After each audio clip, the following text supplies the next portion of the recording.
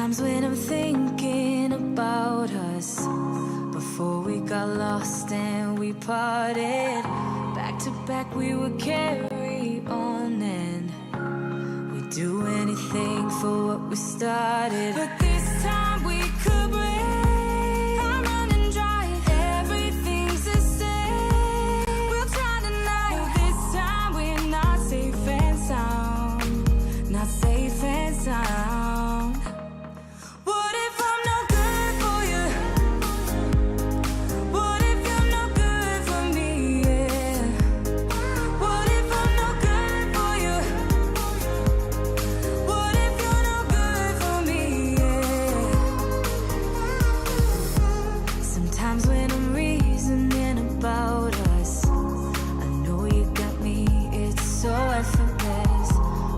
Back we would carry on and we'd do anything for what we started. But this time we could break. I'm running dry, everything's the same. We'll try tonight. This time we're not safe and sound, not safe and sound. What if I'm no good for you? What if you're no good for me? Yeah. What if I'm no good for you? What if you're no good for me? Yeah. What if I'm no good for you? What if you're no good for me? Yeah. What if I'm no good for you? What if you're no good for me? What if I'm no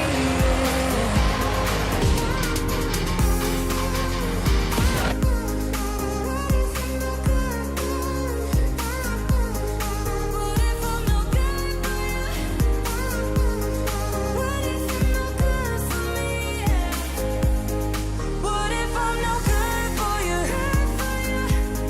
What if you're no good for me? What if I'm no good for you? What if you're no good for me? What if I'm no good for you? What if you're no good for me? What if I'm no good for you? What if you're no good for me?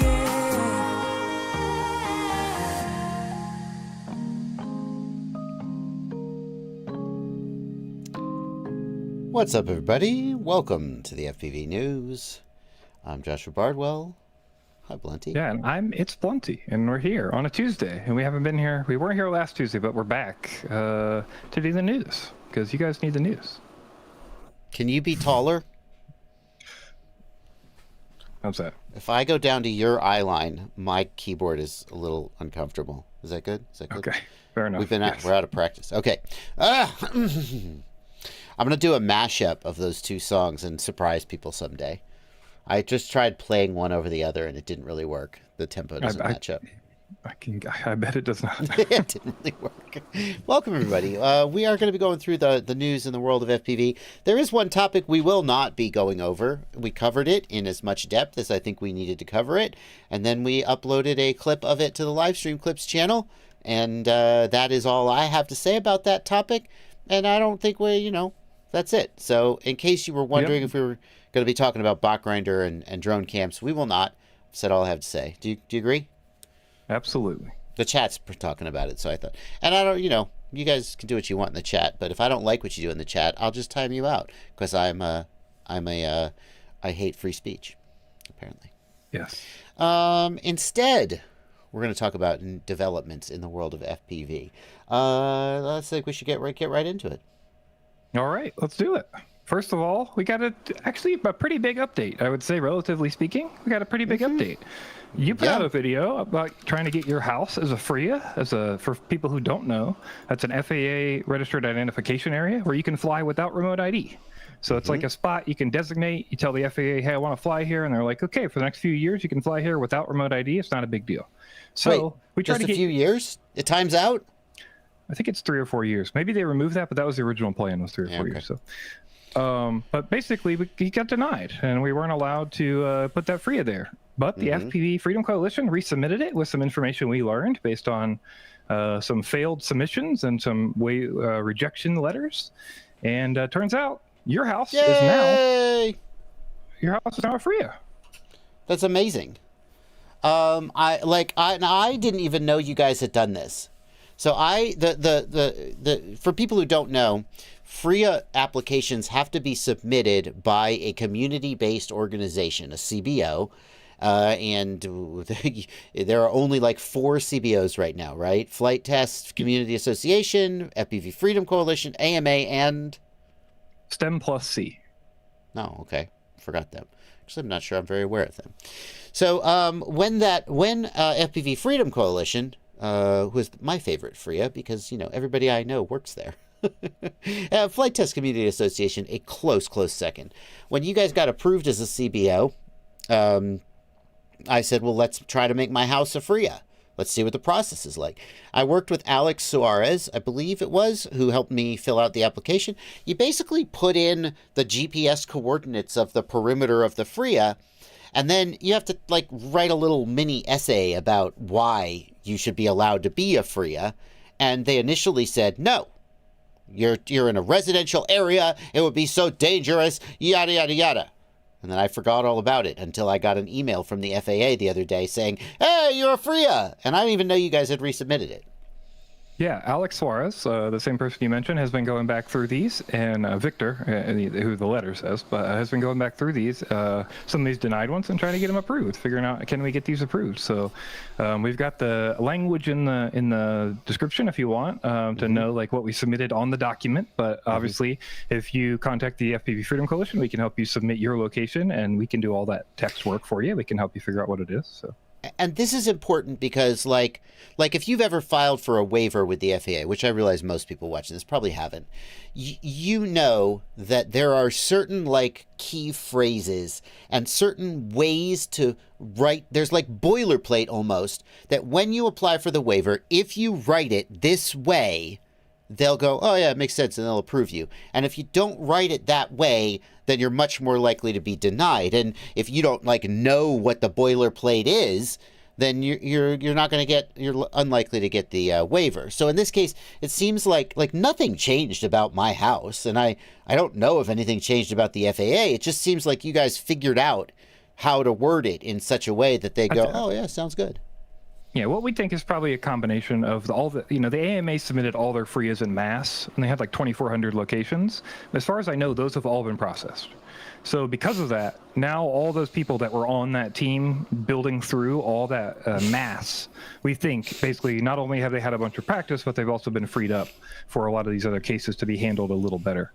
So we're, back at the very beginning, we were just getting direct rejections. We weren't getting here's why, can you tell us what the use is, all those kind of things. And now we're getting a back and forth a little bit, or at least one response that says hey, yes, this is what, we don't think this is okay, or this is okay, what are you using it for, that sort of stuff. So yeah, basically the statement we made for you just kind of includes all those things in it. Hey, he's not flying over the neighbor's property, and nobody's in danger, and somebody's been flying here for a long time, and all that. Well, stuff. You have to figure out what their objections actually are and address them. And once you do that, well, it's not like the FAA is just no, I'm evil and I'll reject you no matter what. It's that they have objections, and the objections may or may not be stupid. Probably shouldn't badmouth the FAA after they just approved my FRIA. But you may or agree or disagree with the validity of the objections, but if you know that their objections are A, B, and C, and you can say X, Y, and Z to address their objections, then they're hey, we're good to go. So License to Drive in the chat, in the YouTube chat says, oh, so you have to figure out the FAA's language? No! The FPV Freedom Coalition figured out the language, and as a organization who supports the FPV community, they will help you. In fact, yes, you guys are still filing. Am I correct in saying that? Yes, we just got the first office park approved. So we literally got an office park approved with a parking lot and a parking structure and buildings that we do not own. People do not own. Based on the history of people flying there, no violations, no counters with security guards, all those kind of things. In case you can't tell from my face, I am just learning this for the first time. We're not screaming it from the rooftops, but it is something to know. We are working through this, and this is possible. So an office we think park. again, It Yeah, we wasn't think the the owner of FAA the is- office park who applied to be a FRIA. Correct. Random That's correct. FPV hobbyists went, Well- hey, we fly at this office park. Can we make it a Well- FRIA? Funny thing, there's no question on the free application about who owns the property. Holy sh! So, if you have a piece of property that you would like to be designated as a FRIA, and again, just to reiterate for those who don't keep up with the jargon, a FRIA means it is legal for you to fly there without remote ID.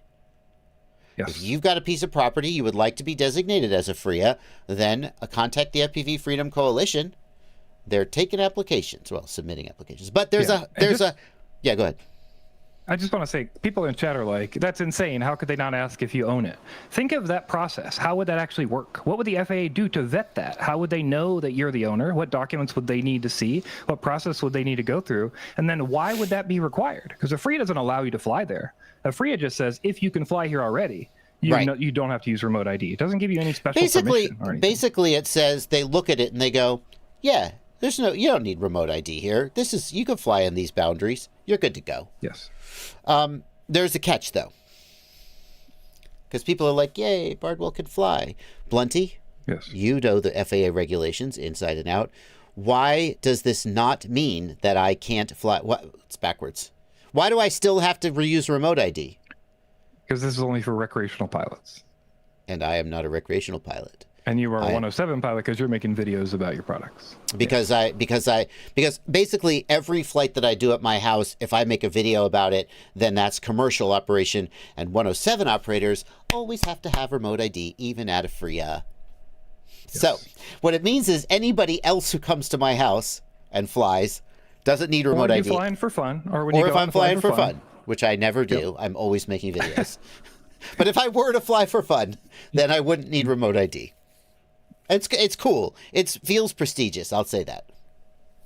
Yeah, I think it's pretty neat. And I think this is good. I mean, almost everyone listening to this is worried about a FRIA for recreational purposes. And we've shown that you can get a FRIA approved for recreational purposes at a home. Yes. I think that's really important. And I think that, like, if you guys want to be valid, maybe you're breaking other rules, but you don't want to break this one. Maybe you don't break any rules and you just don't want to have a module. Right? I'm a firm believer, Blunty, that let's say there's a law and you think the law is unjust, immoral, wrong, and you have no intent of complying with the law. Okay? Let's say that's the situation. Let's say that if you get caught breaking the law, something really bad will happen to you. And let's say there is something you could do to mitigate that. Right? Why wouldn't... So let's say you don't believe in remote ID and you think the FAA can go F itself. But if you jump through this hoop, you will not get in trouble for flying at your house. Why not do it? You can still fight remote ID in all the other ways. Now, some people will say, oh, that's just complying and I'm not going to do it. Okay, that's up to you. I respect that. But, like, why not? Get your house turned into a FRIA. Get the park you fly at turned into a FRIA. It's not because I'm special or a YouTuber. Anybody can submit these applications. Yeah, there's something I always heard in the circles I ran in, which was only break one law at a time. I know. I'm familiar with that. Yeah. Yeah, I think this is down that pathway. It's like if you can break less laws and there's no downside for you, I think that's a positive thing. Yeah. So. Yeah. Nick Leach wants to know if GTI in South Carolina has been submitted for FRIA approval. Nick, I think I remember here. Blunty, do you know the answer by chance? I don't. Okay, I think I remember the location of the rampage. Rampage, yes. I know that we are in talks with Drew. Okay. Okay, so I don't know that it's been submitted, but I know that Drew is getting on a phone call with Dave Messina. So. Okay, Rotor Riot is trying to get that approved as a FRIA. Seems like there's a fairly good chance that it would be approved. Like, it's just this industrial site in the middle of frickin' nowhere, and they do training. It makes sense. They do government training. Lots of those guys have drones too. So one of the concerns that people have had is that if you submit for a FRIA and you were denied, or if you submit for a FRIA and you want to do other actions on that location, are you opening yourself up to being a target because you've now put an address into the FAA's database about who you are and what you're doing? That's a question people have. And I think for individuals, maybe that's less valid, or for small places. But for somewhere large that's holding a large event and that will be part of the application, I think it's not crazy to consider that as a thing, right? So I think we're not even sure, like, should everyone submit every location for a FRIA in case it were denied? Because maybe the FAA won't be aware to show up there and check everybody for remote ID unless you get denied. Once you're a FRIA, then the FAA will go, well, as long as they're a FRIA, let's go see what's up. Well, or, hey, you got denied as a FRIA, but you're holding a big event here, and now we know because you submitted a FRIA and got denied. So now we got to go check to make sure you're actually using a remote ID you got denied. I mean that I see your point, but it's not like Rampage is a stealth event. Like, if the FAA was headhunting, they would 100% be able to be like, okay, what's the biggest, RC events, and go to them. So but I see your point. If you could stay off the radar for 3 years, then you would, right? So there's smaller events that might be off the radar. You're not wrong. Well, yeah, interesting. All right. Well, thank you, FAA. That's really cool of you. I still think it's stupid that we have to do this at all, but I'll take what I can get. Yep. I'll say Jake brings up temporary FRIAs need to be a thing as well. Temporary FRIAs are going into the new Reauthorization Act for the FAA. The AMA does a lot of lobbying, and the AMA has pushed that into the lobbying. So they are basically building a way to do temporary FRIAs through that whole lobbying process to get it into the new Reauth. How long that will take, when that will be applied, and what will actually happen, I don't know. But I can tell you that that language is getting injected and has been accepted into the version of the Reauth that's being submitted. So. No, well, I guess the FAA is doing something good as well. I would like to make sure. So thank you, AMA.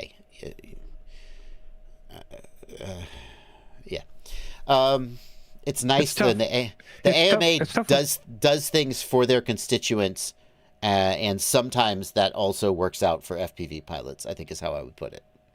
Yeah, it's hard because the AMA doesn't, at least to our side of the alley, promote a lot of the things that they're doing and why.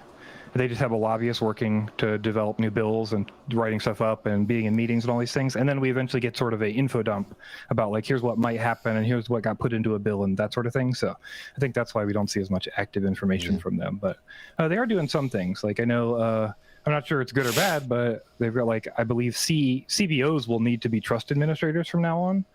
Like, once this goes through, like, that's something the AMA put in the bill. So no longer will there be all these third-party trusts. It'll just be the 4 CBOs doing trust, which I don't know that we really want to do, but maybe the AMA does. But yeah, just stuff like that is getting added. So anyway. Yeah. Well, and thank you to the FPV Freedom Coalition for the work that you guys are doing, getting people's property approved as FRIAs. I want to make sure, I think a lot of times people don't see the work that you guys do and behind the scenes. And it's good stuff. All right. Next up, we got big news this week. I'll tell you what. We do have pretty big news this week. I agree. RaceDayQuads has been sold. Tyler Brennan, the owner of RaceDayQuads, the founder of RaceDayQuads, has, he's not entirely gone, but he certainly has stepped back. Yeah, I think my understanding is he is backing off a little bit to do family stuff. Oh my God! It's just like MatPat and PewDiePie, but MatPat. I don't know that reference. When all the YouTubers were quitting YouTube because MatPat, right. Game Theory, Food Theory, etc. MatPat was semi-retired to go work for his family, anyway. And everyone was like, "Oh my God, MatPat retired, and who's next?" Then a whole bunch of YouTubers made jokes about quitting YouTube and retiring. And Tyler Brennan took it seriously. Yeah, so basically they sold RaceDayQuads to Figston Partners, which is the same company, the investment firm, private equity, that bought GetFPV like 8 years ago, a while back at this point. And so I don't know, it was a while back, but yeah, basically now they own RaceDayQuads as well. Tyler says in this post a bunch of stuff about how, the goal is to keep the company the same as it was. It'll still be a family company. The same operating staff as they're operating. This has already been the case for almost 4 weeks at this point. So if you have been ordering from RDQ in the last 4 weeks, you've ordered from the new private equity setup. In case you were wondering, like, is it going to drastically change or when does this happen? It's already happened. Yeah.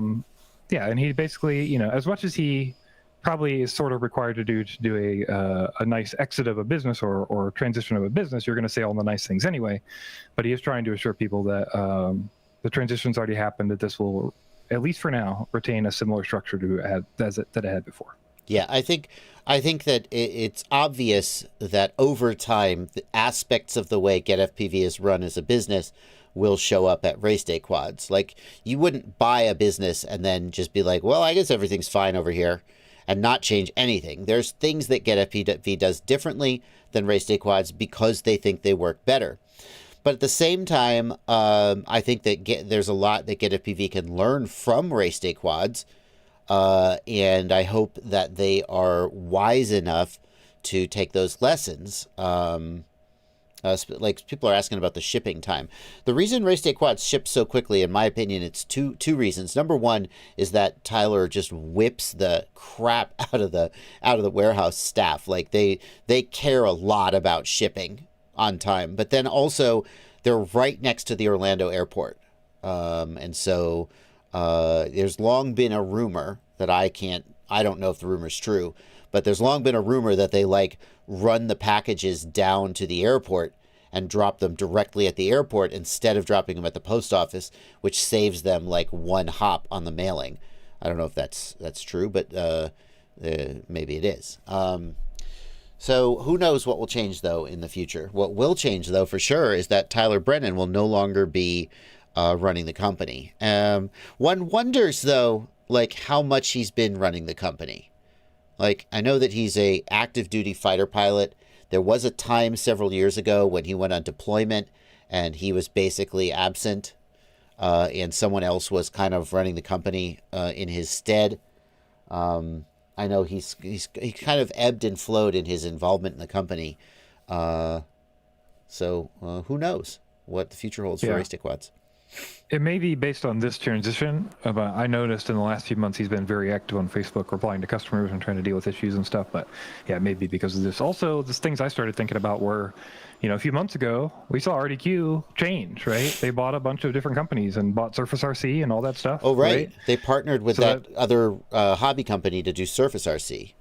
Yeah, so I would guess that's all either for valuation or some kind of support for the transition, right? So that's interesting. I don't know what the timing of that is, but I know that Tyler has been concerned about sales numbers in the FPV industry for some time now. I know that sales numbers for many stores have been lower than they were historically.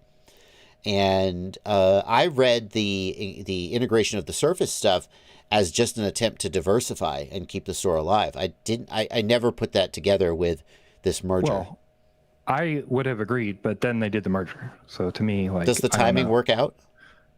I mean, it's a few months before, and they certainly were in talks before suddenly, right? The transition happened a month ago. So that's interesting.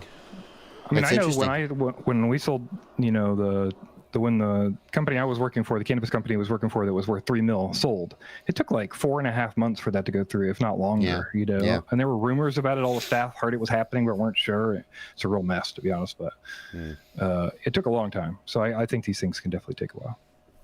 Well, I hope that, issues with stocking and so forth are, it seems like they're probably going to have similar stocking, right? I would assume so, but it's hard to tell what the decisions that the private equity firm will make, right? Are they going to leave them with the same budget, let them order the same things? How much does Tyler personally judge stock? How much does he have pullers that do all this stuff and automatically decide what to order? Is there an automated back end or not? I mean, there's a lot of things that matter, and if Tyler had an active role in the company versus a passive role, then that's a lot of shoes you got to fill, right? You got to train somebody in that position or understand how that market ebb and flows or whatever. People also have been asking, are they going to get TBS now? They do have TBS, actually, I think, because of the purchase they made or the deal they made with that other Surface. But I think they are going to continue. I would imagine. Yeah, I mean, I recall that TBS's grudge was with Tyler specifically. So maybe now that GetFPV owns it, they will start to stock it again. Who knows? I tell you who's the winner here, though, for sure. It's PhillyDrone. Well, Tyler, because Tyler's walking away with who knows how much money in the sale. Yes. That's true. He gets to go. Do you know what his other businesses are? He owns 2 other businesses. I don't. He owns 3 doggy daycares and 1 golf course. This guy. Interesting. There was a public golf course. I'm not sure I'll get all the details of the story right, but as I understand the story, there was a public golf course that was basically sort of failing and shitty, and he was like, I know how to run a business, and he bought the golf course and he's like fixing it up and making it awesome, and then he bought a doggy daycare, and then like apparently it became super profitable, and he was like, I like dogs, so he bought 2 more. So now he is Tyler Brennan, doggy daycare and golf magnate. Oh, and of course, active duty fighter pilot. Freaking guy. Fair enough. All right. Well, Pyrodrone's there's gonna be plenty of people who will like, F this, I'm leaving, and Pyrodrone's gonna get a big boost, I bet. Do you know about the rule about if you in Florida you don't have to pay taxes on money you earn from the sale of real estate as long as you reinvest that money? I mean, I don't, but sure, okay. I think that's another reason I think a lot of people in Florida can do so much business stuff. Like I know a couple of people who do that sort of thing, and you just juggle up every year and you never have to pay taxes. Interesting. It's kind of interesting. I do like not paying taxes, but I also like social services. Fair enough. Yeah. The banks like to give you loans for it because they know you don't have to pay taxes as long as you can sell the property. Right. So Yeah. it's the whole thing. All right, next up. Well, we got another company being sold. I think it's a little less like directly relevant to many people because like a lot of people shop at RaceDayQuads and GetFPV. This one's about Red Cat and Rotor Riot and Fatshark. Yes. So we've brought you these stories for a while, and it's been a minute since we talked about it because we were waiting on this to all happen. Yeah. But we talked to you about a while back about Red Cat signing an agreement to divest their consumer business, which is Fatshark and Rotor Riot, both companies together. And the plan was to divest those to unusual machines. Unusual Machines is essentially, from what I can tell, is a company primarily meant to accept these 2 companies. Right, That's right. what it seems like, right? So you've got Red Cat, and Jeff Thompson is the founder of Red Cat, and there's a few other people who are sort of board members or owners, or I don't know what the hell you call them. And then Red Cat owns a bunch of companies, including Fatshark and Rotor Riot. And for some reason, Red Cat doesn't want to own Fatshark and Rotor Riot anymore. So Jeff Thompson creates Unusual Machines. It just sounds like a lot of corporate sort of deck chair shuffling. Am I off base there? Yeah, I mean, it definitely does seem like that. I mean, that's what we talked about originally, was sort of seemed like the plan was like, hey, we don't want to have this consumer division anymore. Red Cat wants to go commercial. So let's divest the consumer business, get it out of there. And the plan was to do that with an IPO of a new company. So the original plan was that they would IPO Unusual Machines for $15 million. No, $15 million. That's a lot of money. Yeah, and that was contingent. Basically, if you can IPO for $15 million and get that 15, we'll do the deal, right? And then if you can't, we don't. Okay. And then a few months later, they were like, well, actually, how about 10 million? Oh, they didn't get any takers at 15 million, huh? And then about 6 months later, they were like, okay, what about 5 million? No, so they didn't get any takers at 10 million. Yeah. So at 5 million, they have successfully IPO'd this company. They found someone to give them $5 million in exchange for stock in this company. But before you go on, Blunty, let's just take a quick look here and see how the stock's doing. Huh. Yeah, the stock opened at $4 was the share price. And as we can see, that has unfortunately gone down quite a bit. And I would expect to continue to trend down. We don't really know where it's going to end up. But after hours trading is 2.5 on that. So not amazing. But we'll see where it goes, right? Wow. And again, what was the real point of this? So well, that's the thing. That's the thing. Because, like, what was the point of it? Like, why? Here's the thing. Well, if I'm looking on Facebook Marketplace and I see someone is selling an item and they list it for $500, and then I come back a week later and it's listed for $300, and then I come back a week later and it's listed for $100, I'm like, either they severely overpriced it in the beginning, or like they really just need to see it gone. Yeah, I'm assuming for 2 reasons, right? One is you want to divest consumer business. You don't want it to be involved anymore. But they're still a shareholder. You know, they're still holding most of the shares of this company. Like, it's 4.25 million versus 1.25 million for everybody else. Red Cat owns 4.25 million shares. So I think the way this is working is essentially Red Cat is building value by giving the price of the 1 million shares $5 million. That means they own $15 million valuation in the company now.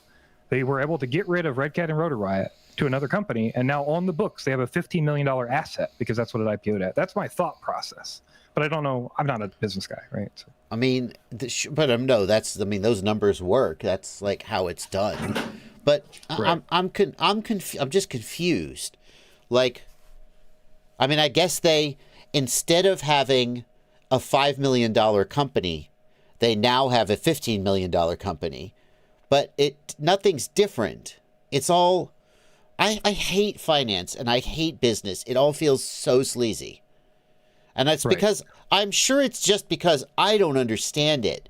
But you got these two things, and you wanted to sell them for $15 million, and then you sold them, but you didn't sell all of them, and now you still own them, and suddenly they're worth more. I don't know. Right. It's Yeah, weird. I mean, like I said, to me this is wealth creation, but I don't really know how that works. It does seem I like believe it's basically wealth they were like, hey, we don't know that Rotor Riot and Fatshark are worth 15 million, but we're going to put out a deal and say you can IPO at 15, and then we're going to have shares in that company. And then essentially it worked out to be the case that they were like, okay, now there's just a fake value, not fake, but there's a presumably valuation made up by the investors that invested to say this is worth that amount of money on the books. So now Red Cat has a $50 million asset, and I think that's probably beneficial to them working into leveraging that money like they did for their 60 million or whatever they got in the right. the last deal, right? Their Red Cat IPO got whatever $50-60 million, which was impressive. Yeah. I don't know why. Like, hang on. So here is it's Red Cat, RCAT, right? Red RCAT, Cat yep. Holdings. So you look at Red Cat. Let's see, that's about right. You look at Red Cat's price, and you're like, oh, okay. They did their IPO, and it went down. I think they did another. Did they do another offering? Another stock offering? What's this bump? I think that was the IPO, right? Or no, the This IPO was was the the first IPO? one, and then they did I don't know. I can't remember. Okay, It's my been point too is long since this. we did My that. point is this. You look at this company and you go, is this a company that I should be investing a lot of money in? These guys, this company wants to sell off two of their subsidiaries and do a secondary IPO. Well, yeah, let's give these guys $5 million. Like, I know past performance is not a blah, blah, blah, but like, you can go, I don't know. It's weird. I'd like to sell something for $5 million. I have a company. Fair enough. I should do an IPO. I declare IPO! Money, please. You Is that just not have how it to- works? No, you just have to make up a bunch of like stuff. So like Red Cat. Oh, I see. That's why I'll never be a businessman. Okay. I now. just say for legal reasons, I'm not saying Red Cat made up anything. They filed everything legally as far as the SEC is concerned. Yes, of course. So now Fatshark and Rotor Riot are a separate company, but still mostly owned by the same guy. Yes. But like for some reason, it matters that those are separate books. What about the blue UAS thing? Maybe it's because Rotor Riot and Fatshark have ties to China. Of course, Rotor Riot is a U.S.-based company, hires U.S. people, but a lot of the products they build are sort of tied to China, right? They're binoculars and stuff. And, of course, Fatshark manufactures in China. What if Red Cat, with the teal drones thing, they're trying to do some kind of U.S.-based UAS thing, and they wanted to get rid of the China connection? Is that plausible? We know that already. Yeah, we know that already because their whole thing is teal. Their like whole thing forever has been teal drones, and teal is blue. That was their entire goal, basically, for a long time. They also partnered with a couple new companies, Tomahawk Robotics and Reveal Technology, who are both like military defense companies. Tomahawk, who makes the Tomahawk hand controller? I have no idea. Tomahawk Robotics is the company they listed. Oh my god. Is this who makes the Tomahawk hand controller? Shut the hell up. That's the hand controller that's used on the Lockheed Indigo, I think. Maybe it's not the Indigo. Oh, anyway. You're telling me Yeah. that Red Cat owns Tomahawk? Is that what you're telling me? No. They're partner. They made a they're partnership partnered. with Tomahawk Robotics and Reveal Okay. Technology to basically work together to build their Blue sUAS Okay. solution to make sure they can focus on this. And I'm assuming the money is so that they can do that, right? Like you need. They spent a lot of that money from the books that we were seeing before. They spent a whole bunch of that money at $60 million. Yeah. And needed to pad the books again. So. Okay. Being told by Adam Weatherall that nothing said here about stocks is accurate. Yes, that's true. We don't know shit As about I said stocks 3 and times finance. during this conversation, I know nothing about this at all. So. However, from a layperson's, here's what I'll say: the stock market is bullshit. It's just, well, you see, when a company needs to raise money, they sell shares in the company, and then you have part owners who benefit from the profits. Yeah, that's not. The stock market is a freaking money-generating gambling shell game where bankers, and I just smell all that in this. And of course it doesn't make sense to normal people. You know, neither does a pyramid scheme. Anyway, but what do we know? We're not bankers. Yep. Okay. Next up, we got another. What do we got next? We got oh my God! What a week! The stories are coming fast and hard. Yes, it is quite a Feds week. file suit versus PhillyDroneLife. I forgot we were going to do that. Yeah, so you might have heard on this show, if you watched the show previously, about PhillyDroneLife, or you might have heard different stories on the news. Back in 2019, PhillyDroneLife was issued a bunch of fines by the FAA, and I think it was like 182,000, somewhere in that number was the amount of fines. I believe that's right. Essentially, long story short, there was a lot of things about how he said on different live streams that he went back and forth with the FAA and he couldn't afford to pay this stuff, and they kind of sort of were like poking him about it, but sort of dropped it a little bit. All those kind of things back and forth, and then we didn't hear anything for a while. But he kept posting videos. He kept doing drone videos. Right. And it seems like the FAA was like, no, you're not going to do that.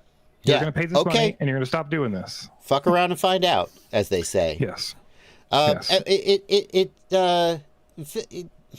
speechless.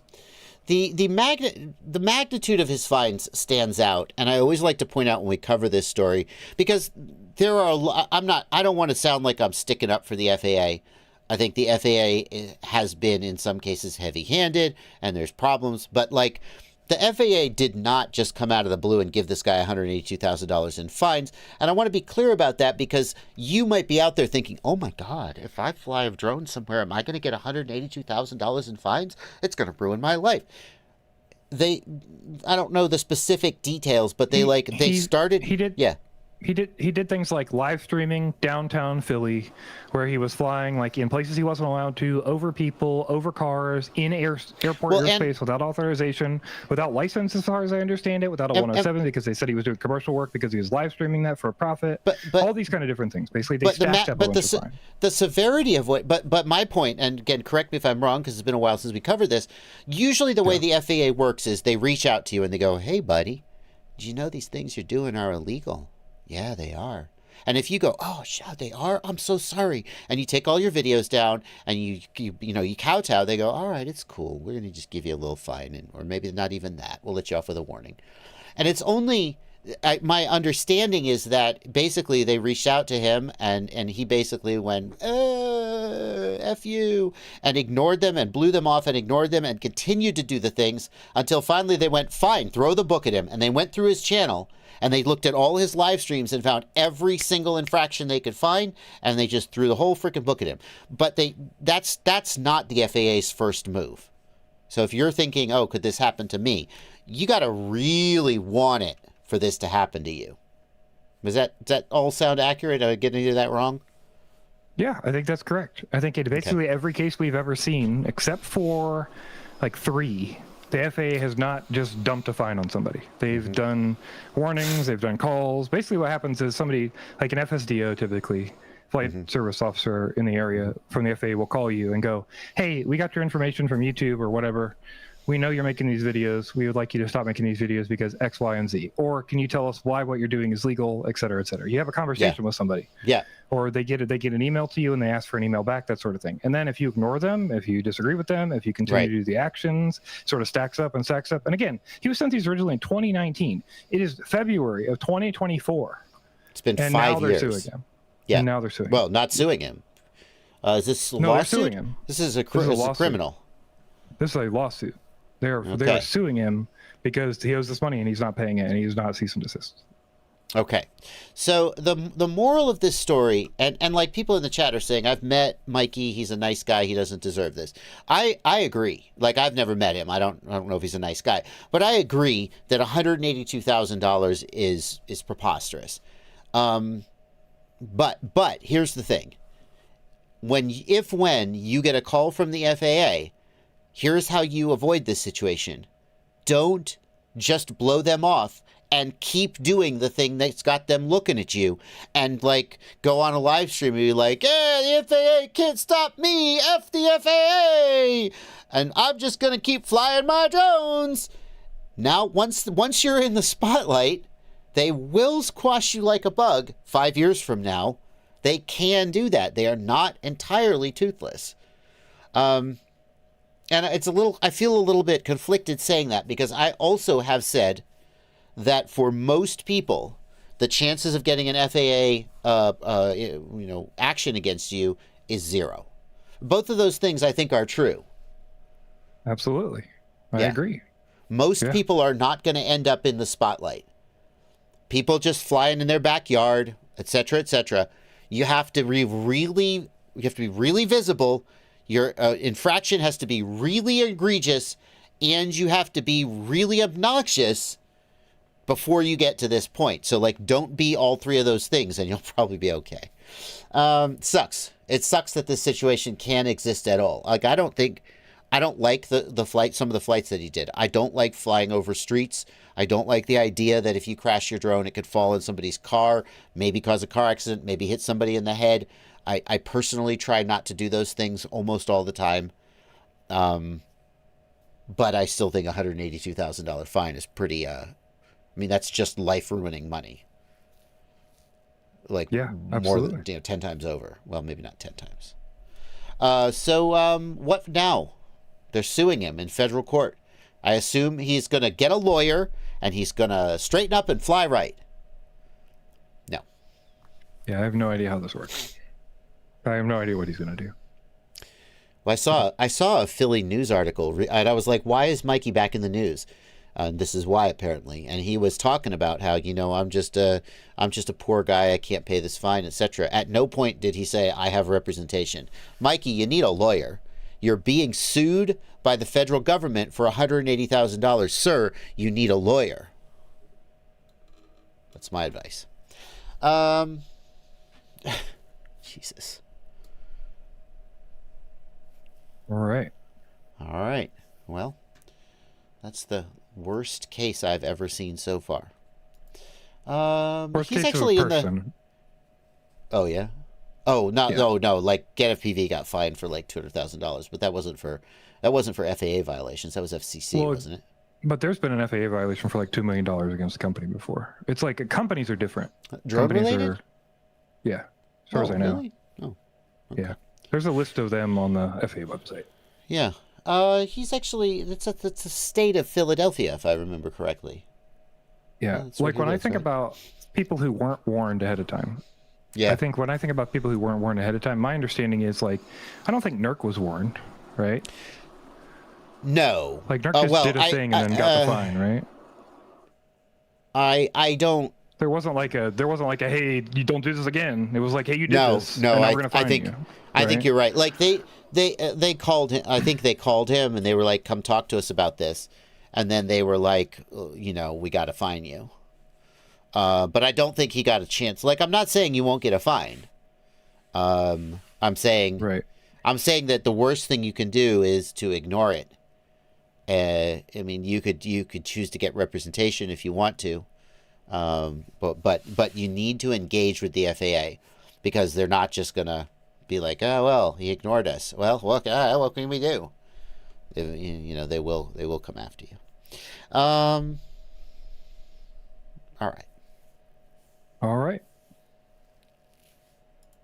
Next up. Well, We've got a new product we're going to look at real quick, and that's because it's weird and different, and we don't know much about it, but we're going to tell you that we don't know much about it, and then you can also not know much about it with us, but you'll know it exists. oh, okay. Okay. Oh, All right, what else can we? I don't So want there's music. a new drone coming out, and it is the HDZero Eco Whoop. Okay. And this is essentially a lighter version of Happy Model's Whoop Lite, the HDZero Whoop Lite. Yeah. And it uses a new camera and video system called the Eco, the HDZero Eco. It's much smaller, much lighter. I believe the all up on this is 23 grams, which is not Ooh, bad. that's like analog. It's close. It's getting there. It's getting down there. That's for sure. But the weird thing about this, and we could see that if you forward just a little ways there you go, to that VTX section right there. Go back one. There you go. You'll actually see that there's a camera and VTX in here that are connected like an analog camera. With 3 wires. With 3 wires. Yeah, there's power and video. Yeah. So it's not a MIPI And right now, cable. we don't know how they're doing this. I asked a few people. Nobody knew what the deal was.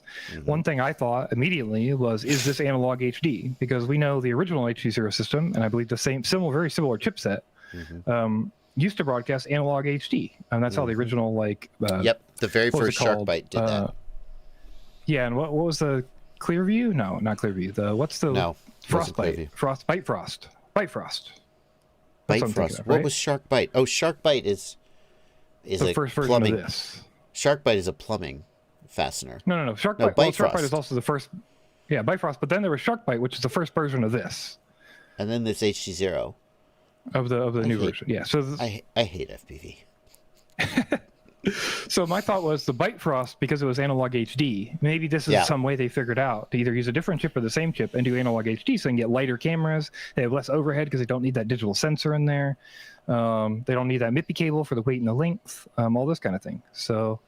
Well, or they're just doing an analog camera. It's not high def. It's whatever 540p analog. Maybe fed into the HDZero. My understanding is you can't use any camera, but maybe that's not the case. I haven't 100% guaranteed that. So you can't just use any analog camera. It's something special. I believe that's the case. I believe it has to be the RunCam cameras, like the HDZero cameras. Interesting. Well, interesting. Very interesting. But it's coming out in March, so we'll know in March, if not sooner, if we find out from somebody in the know with HDZero about how this is actually working and what this means for the future of the system. It might mean not a lot, just some lighter, cheaper cameras, or it might mean like larger accessibility to camera options through HDZero's broadcast system and stuff. Yeah. So, Yeah, very interesting. HDZero continuing to sort of push the boundaries. Very nice. Yeah, absolutely. Next up, we've got events. Yeah, one event for you. We want to let you know about this one.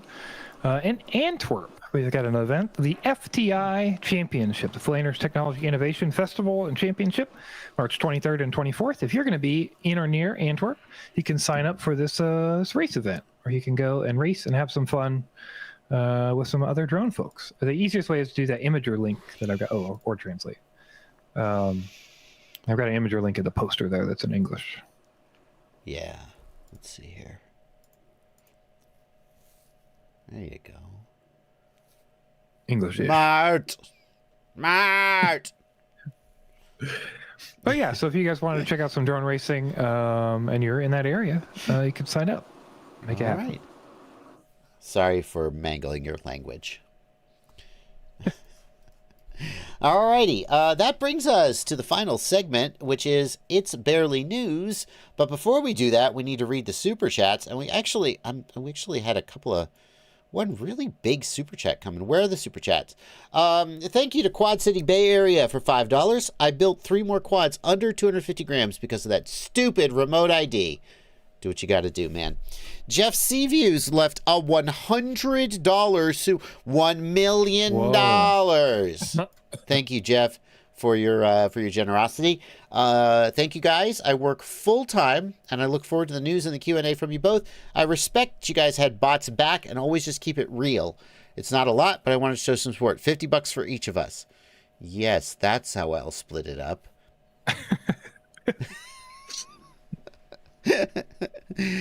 Demir FPV, thank you for 220. What's a TRY? I don't know that one. Turkish lira? Turkish lira. Did you look it up faster than I, or do you know it? No, it was a guess based on the 3 letters. Very nice. Turkish lira. Thank you for 220 Turkish lira. Bot grinder and drone camps are really few content creators in the FPV family. They're both valuable for me. I personally learned a lot from both. You are the king, and you should protect and be kind to both of them. Demir FPV, thank you for that. I would like to say, and at the risk of reopening this can of worms, but whatever, I would like to say that when I reached out to drone camps, I don't know if you're going to believe me, but I did it from a position of compassion and respect. And my first thought was, what the F is he doing? Who is this guy think he is? And my second thought was, or maybe my third thought was, he must be in a bad spot. If I were doing this, I'd be in a bad spot, and I'd be doing it out of fear and insecurity. And then I thought, he's afraid, he is insecure, and he is screwing up.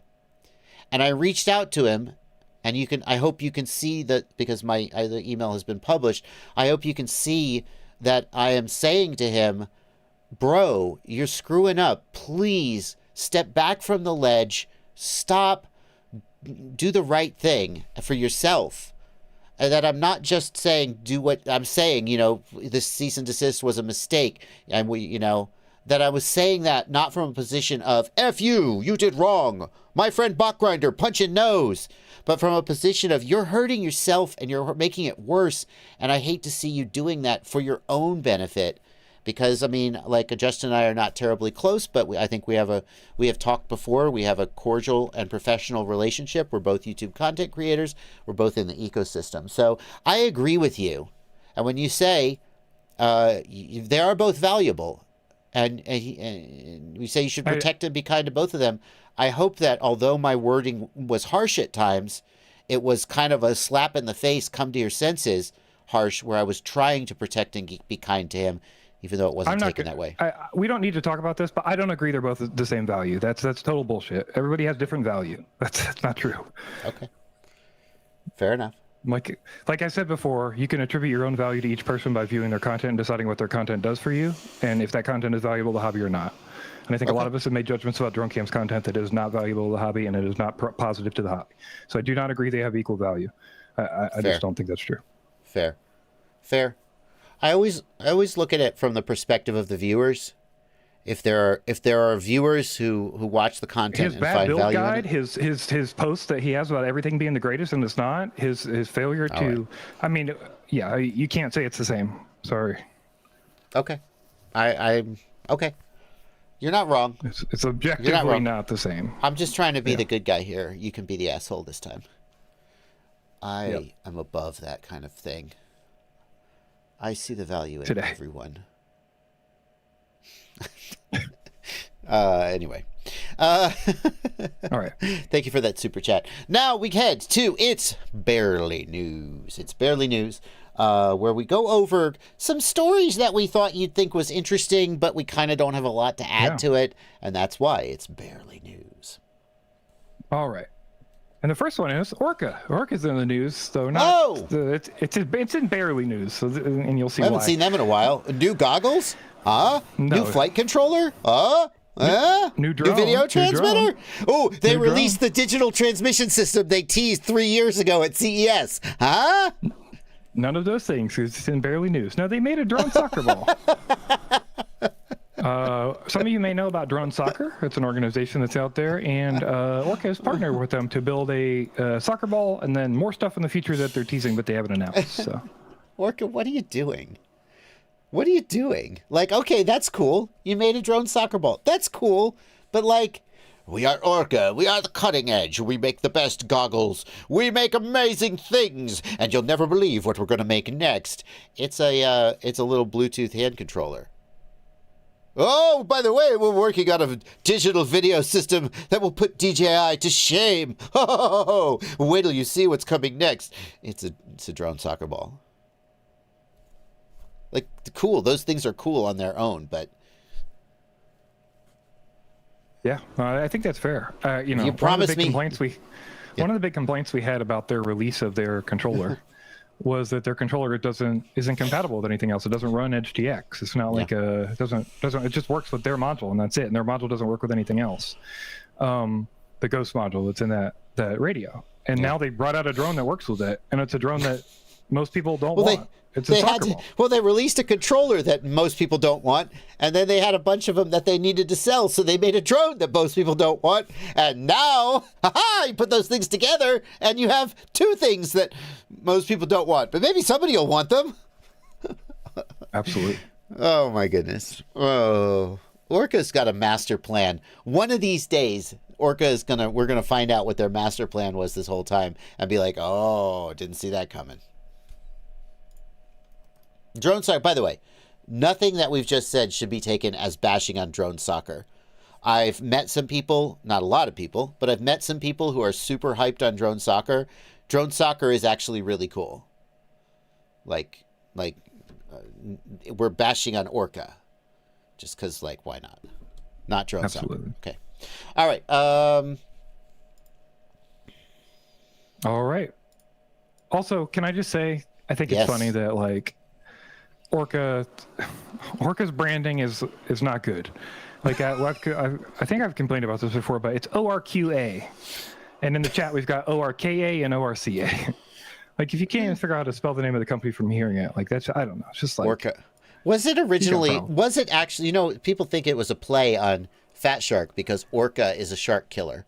Orca is is it a mammal or a fish? An orca is a killer whale. I guess that makes it a mammal. And orcas kill sharks. And people thought that they called their company Orca because they're a fat shark killer.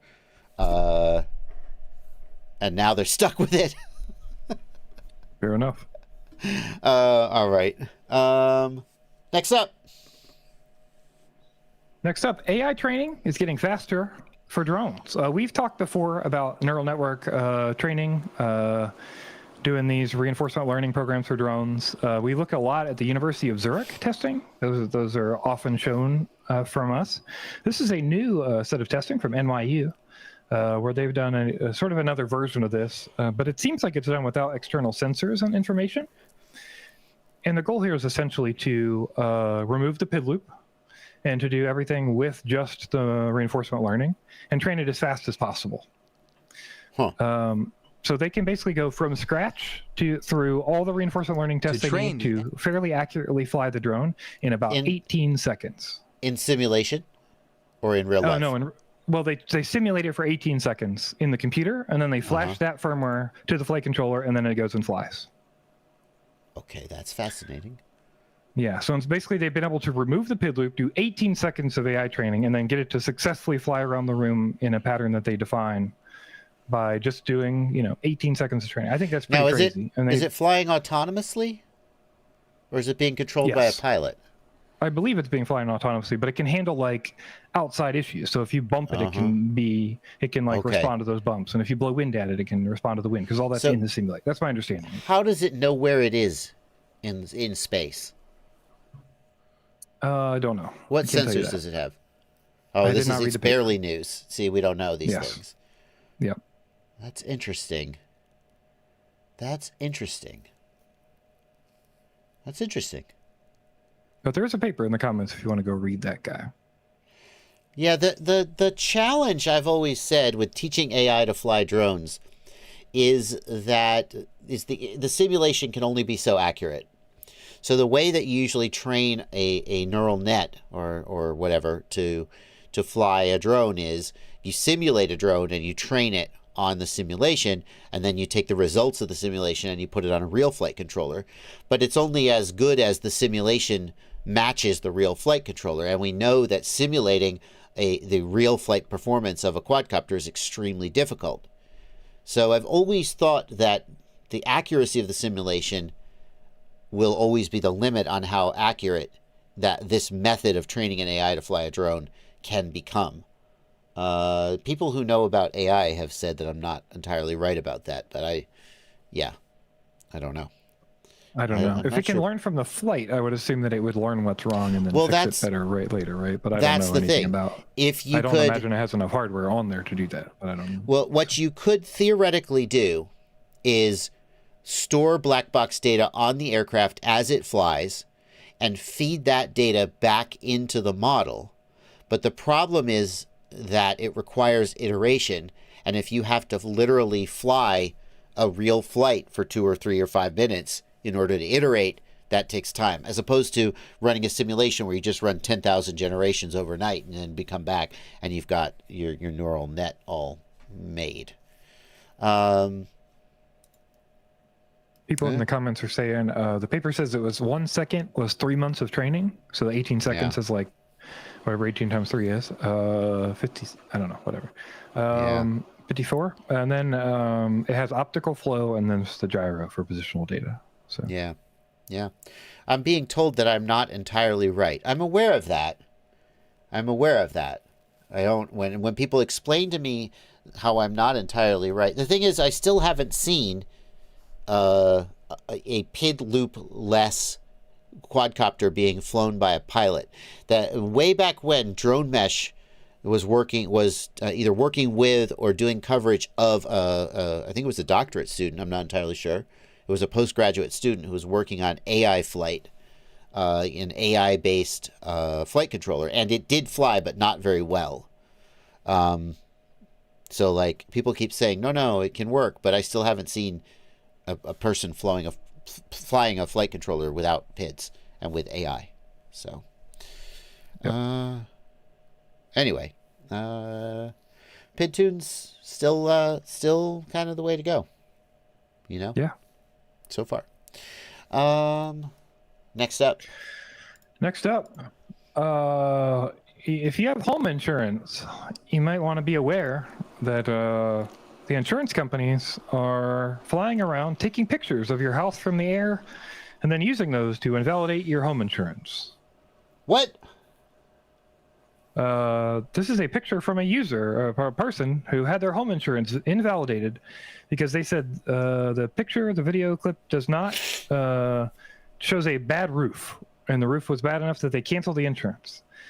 And then they called the insurance company and said, "You're canceling it just from the image." And they said yes. And they said, "Okay, can you have an adjuster come out? Can we have an adjuster come out?" And they said, "No." "Can we have a private inspector do it and then send you the results?" And they said, "No. We're using the image, and you're invalidated."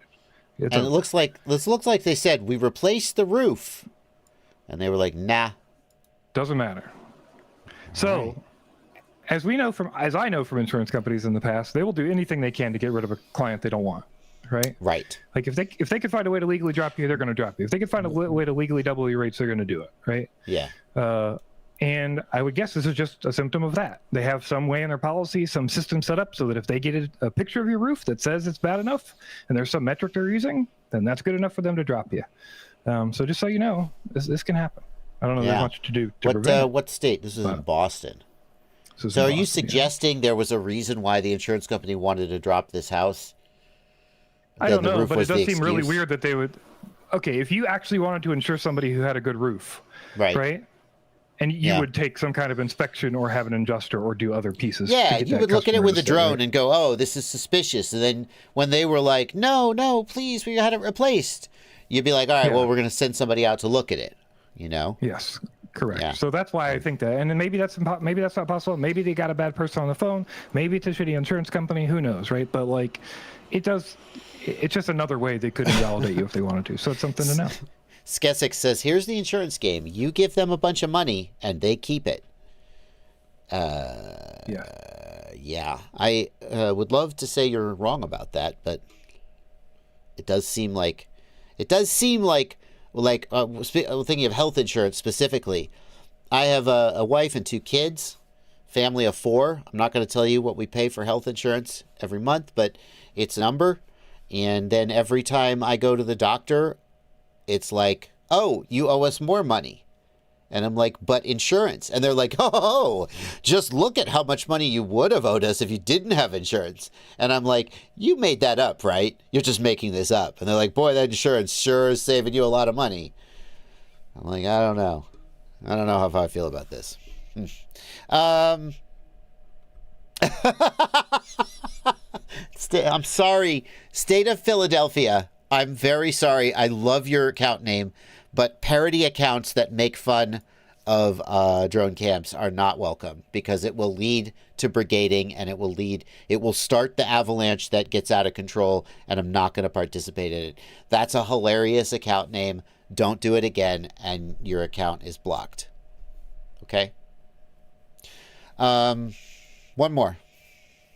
All right, our last story for today. Yeah. In West Virginia, 11 people have been arrested because they were dropping stuff into a prison with drones. We've heard stories like this before, but I don't know. I think this is interesting because there's 11 people. So they basically got like a ring of people who were both distributing drugs and taking drugs places and putting drugs on drones and communicating with people. And they basically got a bunch of tips. They saw this stuff happen, and then over time were able to find the people. Yeah. So, don't drop stuff in a jail with a drone. It's not that hard to figure out. I mean, you know, if you did want to drop stuff into jail, a drone would be a great way to do it. I mean, like, but no, don't do that. Don't do that. It's bad. If you're gonna do it one time with a drone that can't be tracked, and then throw that drone in the trash and never come within. Yeah, how did they get caught? That's what I want to know. Because they did it multiple times, and they. Right. Yeah. Yeah. You can get away with anything once. And, yeah. All right. There's a whole thing. I guess what we're saying is, don't drop stuff into prison with drones. But if you are going to drop stuff into prison with drones, don't be shitty at it. Jeez, guys. You know? Like, stupid criminals. Who could believe it? Yeah. I was at Burning Man once, and someone's vehicle got broken into overnight, and a whole bunch of their paintings, these were original paintings by them, got stolen. Oh my God, I said, I know where this. Yeah. Do you? How do you know this story? I mean, I could guess where this. I'm saying I can guess where this is going. Maybe it ends with a pithy quote. And I said to this guy who was camping with us, I was like, why would somebody break into and steal like a bunch of, like, it's not like, what are they worth? They're not worth anything. You know, why would someone do this? And he said, most criminals are drunk. That was it. It's like, it doesn't have to make sense. It doesn't have to make sense. Yeah. There's something about the gravitas with which he prepared to deliver the line. I thought he was going to say something really deep. I guess he did. Like, why would they steal the paintings? Well, you see, the paintings are actually, and no, it's like, it doesn't make sense. Okay. I think we're done. Yeah, that's right. I think we're done. Cool Cat says, Jay, if you're going to do it properly. If you're, right? That's actually the same reason I was kind of annoyed at Drone Camp's cease and desist. It was badly done. If it had been properly done, I still wouldn't have liked it, but I would have respected it. Good night, everybody. We will see you next week for the news. Bye. Bye. Oh, wait, one more super chat from Blade Outlaws. Thank you for $2. I'm watching you as I'm pooping. Good work, gents. Hey, got to read the super chats. Bye.